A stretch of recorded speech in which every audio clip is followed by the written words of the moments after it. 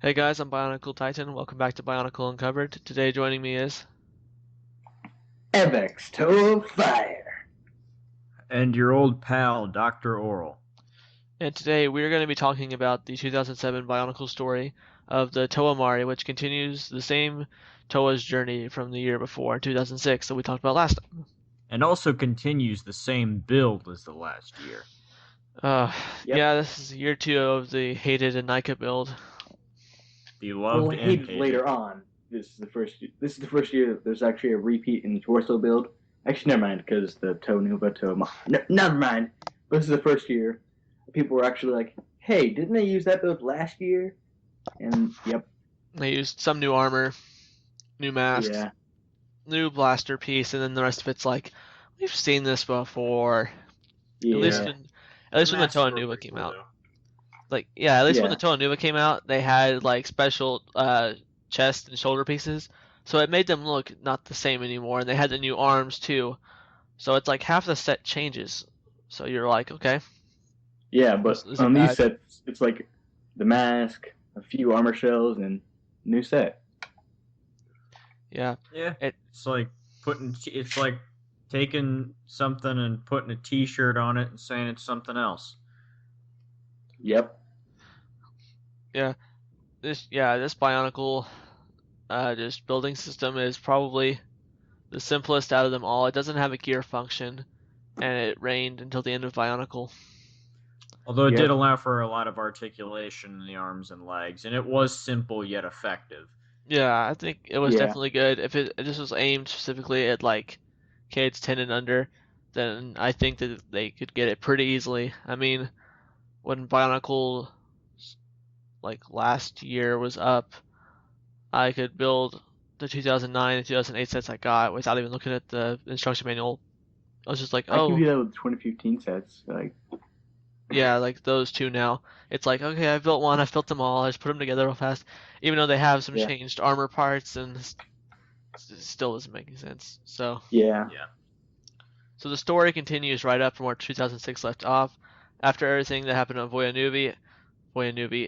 Nui, Axon opened a passage to the cord so that Toa could continue pursuing the Mask of Life, which that becomes like the biggest thing. That and the Nika build themselves were repeated from 2006 to 2009. They're like main themes there.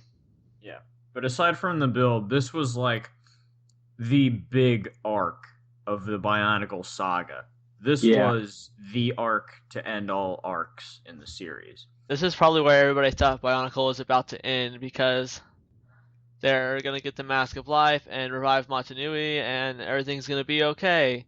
Well, the other clue was that, like, the fact that it took them more than 1 year of sets to do this, to Yeah, retrieve the mask, that tells you, okay, this is going to take a while. yeah. I mean, like Yeah, the past four waves of Toa, they were all okay. It was the Toa Mata and Nuba, and then we had the Hortika and Metru, but they were connected. But each year they were same team, but different story. New evil arises that they have to face.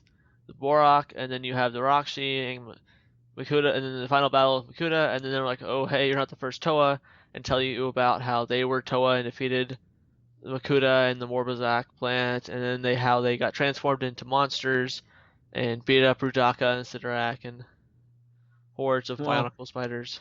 actually, that was yep, Kitongu who beat up Sidorak, but that's Oh, beside well, the yep. point. yeah. So, Kitangu anyway, is best Kitangu.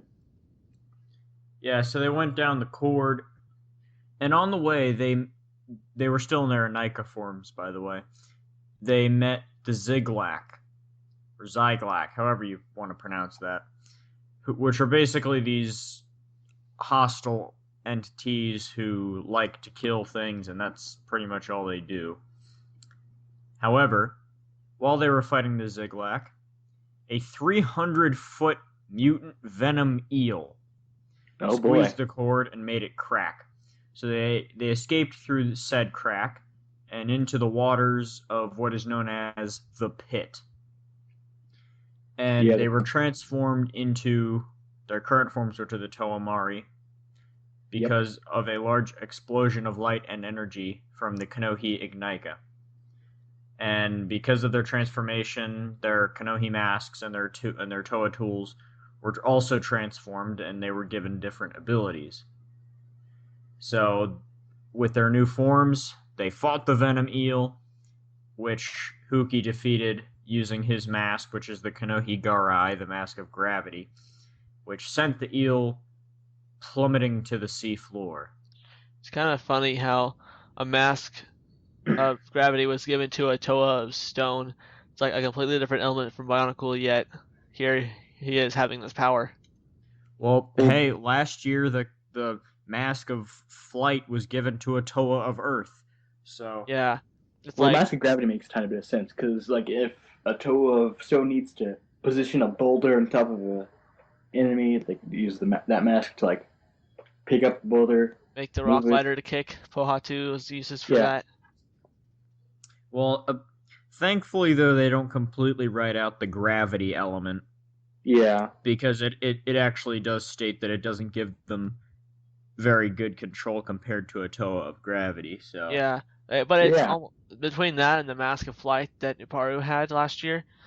Then it's kind of like, oh hey, these Toa kind of have like two elements now, and it's kind of yeah, weird. yeah, That's the closest we've seen to a Toa dual wielding elements, pretty much. yeah. So crazy. yeah. Anyway, continuing with the story, after they've been transformed, they spotted a city underneath the water. Well, they're already in the ocean, so scratch that. They're already, so in the sea, and they travel to the city. The city is called Maranui. So they encounter the Matoran, and the Matoran are skeptical of the Toa's duties and stuff because I recall that they said that they were here to help, but they were skeptical because anyone could be floating to the bottom of the sea and be like, "Hey, we're here to help," but in reality, they could Well, have they were malicious. skeptical because the Toa said we're here to get the Ignika, Which is also the and the Baraki's goal. Baraki also said they're here to get the Ignika, Yeah, so that's why they were skeptical. yeah. Also add that in. Yep, yep. So anyway, Doctor, you have the honors of doing the rest of it. Thank you, Avex. I appreciate that. So basically, the Matoran, like we said, they're skeptical of the Baraki, or not the Baraki, the Toa, because the Toa had a similar goal to the Baraki, and so they refused to let them into the city. So in order to gain the trust of these Matoran, the Toa split up. So Motoro stayed with a Matoran named Defilak, who is an Lay Matoran, and the rest of the Toa went to defeat a bunch of Karis crabs, which a Baraki named Karapar was leading into the Fields of Air, which, if I remember correctly, those are basically like seaweed things that have air bubbles in them, and that's how the Matoran breathe underwater. Hmm. And so Holly negotiated for Karapar's army to withdraw, and Idris reported, who's another Matoran, told Defilak that the Mahri appeared to be partners with the Baraki. Oh boy, what a misconception. So, as a consequence of this, all of the Matoran said, "Okay, Matoro, guess what? We're turning on you." And he was forced to retreat, but was quickly captured by the well, I don't know if reincarnated is the right word, but It's kind of weird what happened. It's Yeah, Hydraxon was the jailer of the pit, and then he died, and during the somehow breakout. yeah, like and then Dekar was turned into Hydraxon, but he didn't know that. So Like it's he kind of had Hydraxon's old memories, but yeah, he also like had flashes of his Matoran life, so he didn't really know what was going on. it's kind of yeah, like it's kind of like his soul was like put into Dekar's body, and then that transformed him, whatever, into Hydraxon, and then it makes him kind of like forget about his Matoran life on Marinui and all this. yeah. Yeah, so anyway, we'll just call him Dekar Hydraxon because that's what it says on Biosector 1. So, Motoro was captured by Dekar Hydraxon, who is, like we said, he's the current jailer. Um, and was for some reason convinced that every single inhabitant of the ocean was a former inmate of the pit. Wow. So then the robotic guardian assistant of Hydraxin, Maxilos, who I should also mention was controlled by Makuta Pterodax, freed the Toa when Dekar Hydraxin was gone. So Motaro followed Pterodax into the ruined pit, where he had to reanimate the corpse of Toa Tuyet using his mask, which by the Konohi Trina is the mask of reanimation, which can bring like inanimate objects to life, which is not given to Toa often, but the Ignika gave it to Motaro as a test of character. Yeah, same Wow. thing with his last mask. 'Cause Motoro has been tested for his character twice now, and as we'll get to find out later, he does live up to his big character thing, you know. Yeah. Anyways, Yeah, so they were traveling to a meeting place with another Makuta named Ikarex with Tuyet, whose body supposedly was riddled with shards of the Nui stone, which, for those who don't know, basically amplifies a Toa's power, you know. So Pterodax wanted that, but they were attacked by Karzani. So after which, you know, Karzani went down to the pit because Karzani. So after a brief little altercation, Pterodax was he came out victorious, of course, and because he's Pterodax, and Karzani became even more insane. Like that couldn't happen enough. Yep. So Ikarex gave Pterodax the staff of Artaka. That's okay. Who planned to recreate the Nui stone with it. However, Brutaka intervened and provoked a fight, and Motaro used that time to flee. Good job, Motoro. I mean, he used that to his advantage. Smart Toa. Best Toa advice. Yeah. Anyway, which meanwhile, in the fields of air, Titan, were you saying anything? yeah, I was trying to say something. This I was looking at something from earlier. The Matoran that reported to Diflak, however you say his name, Idris. That's actually for I didn't know who that was at first because I hadn't really heard the name before for some reason. But it's the Matoran, the blue Matoran that came with Karzani that Oh, wore Wanua's mask. For those And of you who wasn't don't know, he? Was it Idris or the the other pronunciation one who was says friends with Lazovic?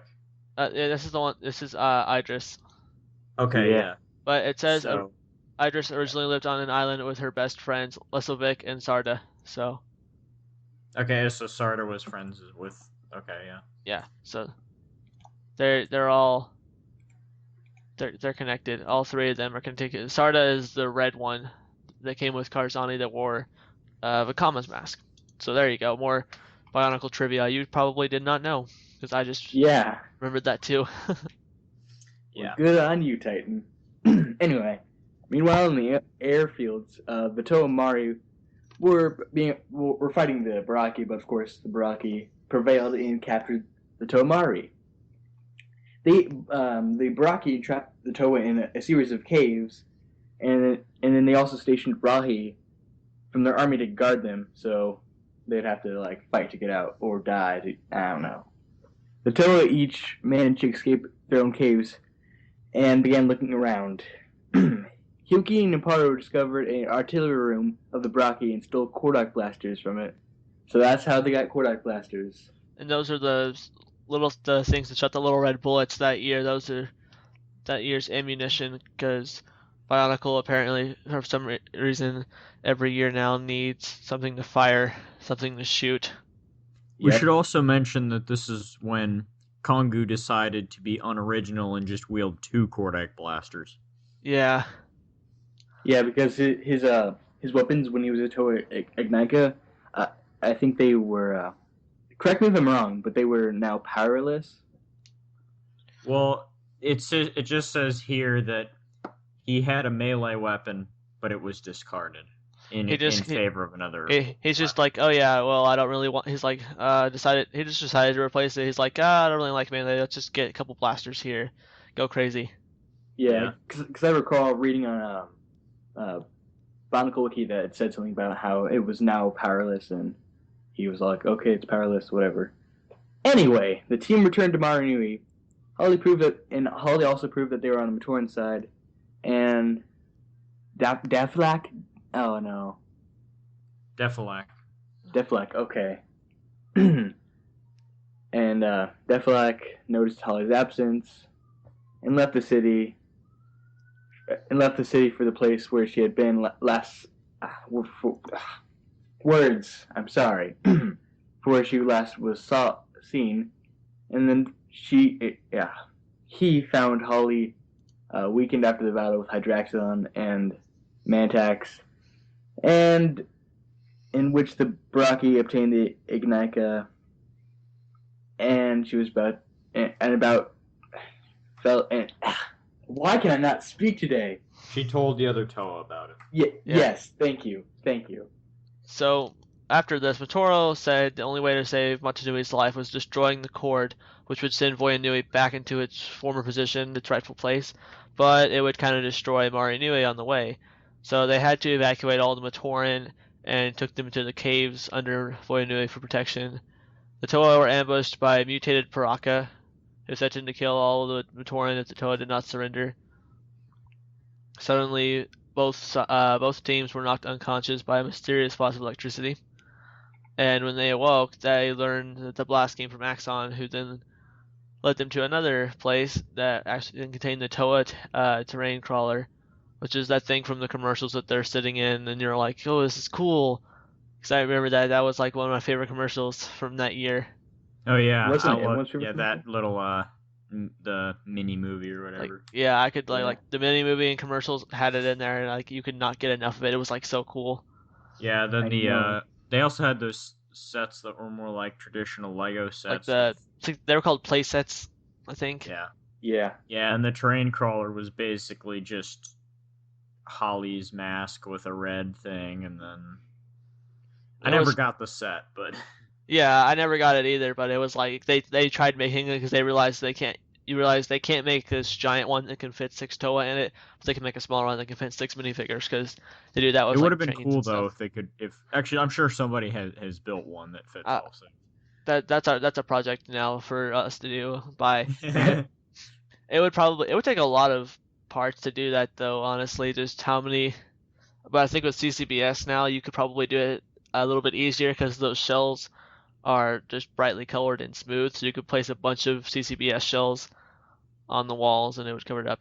Anyways, uh, Um. they obtained the Ignica and rushed to Voyanui to use it when the Great Spirit died. Yep. So Oh Motoro well. decided to use the Kanohi to bring Matanui back, while the others risked their lives to try and buy him some time by fighting the Baraki and their forces. And it was almost suicidal to do that. Motoro managed though to get into the universe core Cardinui before Voyanui covered the hole to it, and then he used the Ignica, sacrificing his life, and during his last moments he teleported the Mahri back to Metronui where they became amphibious by the power of Motoro and the Ignica combined. And Oh boy. they took up duties as protectors of the city afterwards because of this. And this is the big year moment in Bionicle. This is the part where Motoro sacrifices himself for everybody, and you see him falling down. Um, I'd there's also actually like to note real quick that if I remember correctly, while the other Toamari were fighting off the Baraki, while Motaro was doing his thing, I believe that Jawler actually attempted to use a Nova Blast, which Yeah. is Yeah. basically just a huge concentration of power, and then just unleashed. So, mhm, which leaves a Toa drained for quite a while. But he yeah, didn't go through with it it's because almost suicidal. Yeah, well, I mean, because right after, like, right as he was going to use it, he was teleported by Motoro. So he was like, oh, okay. Okay, you're good. Yep. So So, oh, yeah, you go ahead. okay. You got it. So once after they were made the protectors of the city, the Cardos dragon eventually arrived at Metronome and was all like, "Hey man, you didn't complete the battle. Let's go." So the Toomari fought the Cardos dragon once again, but not but what? The team luckily defeated the dragon and captured it, and it was stored in the archives safely. Holly, Niparu, Hyuki, and Kongu were concerned about the disappearance of Takanuva. Sorry for all my words I cannot say. It's really late at night. Whatever. It's late enough. Yeah. And the Toa I previously mentioned, they went to go search for Takanuva, and they were unable to find him. So yeah. When they returned, they encountered the Toa Haga. Yeah, Toa Haga. Yeah, Tohaga. Yeah. They're cool. Who told them about how they came to destroy the Colosseum. The Toa Mahri refused to allow the destruction, not knowing that the Toa Haga intended to find Makuta Pterodex in the area only by accessing the tunnels through the foundations of the Colosseum. Yep. So they decided to join forces after a little, little back and forth, little battle going on. Cool little team up. Yeah, so they decided to join forces, stop Arahi Beast, who was running around. And so they worked together to lift the Colosseum. So that the Toahaga could pursue Pterodax. That's pretty crazy. And the Mahri said, yo, we can go with you if you want. But Norik said, no. Remain here in case Pterodax escapes. So the Mahri returned the Colosseum to its normal place, and once the Haga sealed the tunnel behind them. I mean, that's crazy. They lifted the Colosseum. Just think about that for a minute. Yeah, they lifted the Colosseum. That's kind of crazy. I mean, we see the Colosseum in the movie, and it's like this huge place that fits all the Matoran from Metro Nui in it. So that's like thousands upon thousands of Matoran, and they're like lifted it up. They're like, no big deal. Probably was a little more of a big deal, but yeah, I'm gonna speculate that Hyuki had a huge role in his mask of gravity. I'm pretty sure he did actually, but probably helped that. So Helric sent Joe Mack, which is one of the Order of Matanui members, Big Three, something like that, to Metro Nui, and he told the Toa Mahri to use the Heart of the Visorak on the island of Artidax, which the Heart of the Visorak, if I'm correct, is an artifact that when used can summon all Visorak to one location.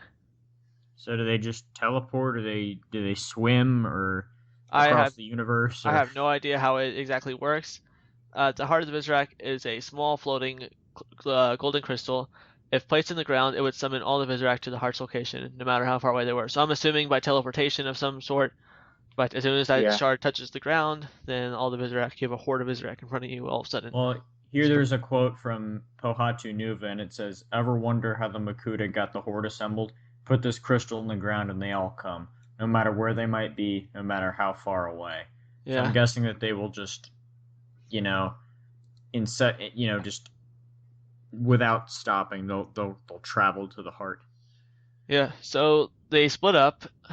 Huki and Kongu stayed behind in Metro Nui, and Jaller, Holly, and Paro went to Artidax. And as the two remaining Toa and Metro Nui walked back towards the Colosseum, Jomak rematerialized behind them and knocked them unconscious.